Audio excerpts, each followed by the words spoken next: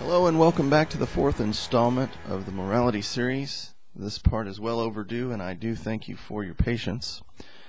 This, like part one, is one of the easiest portions of my position to illustrate, and it exposes one of the weakest arguments I get from those that are supporting moral relativism. The conversation at some point always seems to shift to a challenge of me to give an example of an absolute moral law or rule. The thinking behind this challenge is rather transparent. They fully expect that I give an example that they can then relatively explain to be right in some circumstances and wrong in others. But as we've already discussed in part 3 of this series, there are times when graded absolutes become necessary, especially when two objective morals come into conflict. For instance, in a kill or be killed situation, whether it's in wartime or in a situation where you and your family are under direct attack, you have two choices. You can be slaughtered or you can protect yourself. The higher value of protecting your family in this situation would override the rule of preserving the life that is wishing to end yours. And that is not the same as relativism, because if there is no objective morality, we literally cannot ever claim that killing is wrong in any situation. So long as the person doing the killing believes it's right to do, then the relativism stance cannot say otherwise.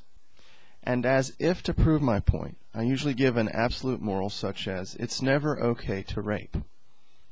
The first time I did this, the atheist arguing against me took it in a direction that incorporated statutory laws and demonstrated that sometimes two persons are consenting but one is a teenager. He still did not prove to me that rape is ever okay, mind you, but he managed to derail that particular part of the discussion. Most recently, as this challenge was offered to me again, I got more specific so that the statutory issue would not come up. I said it's never okay to rape a child. Now, before I show you the commentary that was left behind, I hope you see the setting of this scene in its proper perspective.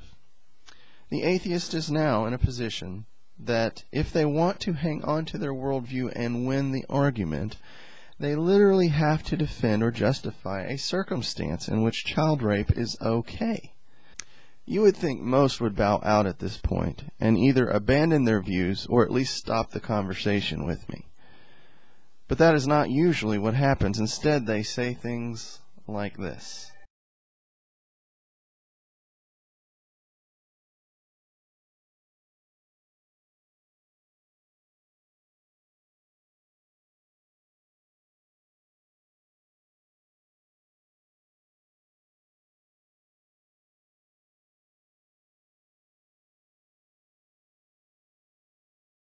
In the case of murder, they tell me that to a psychopath, murder is not wrong.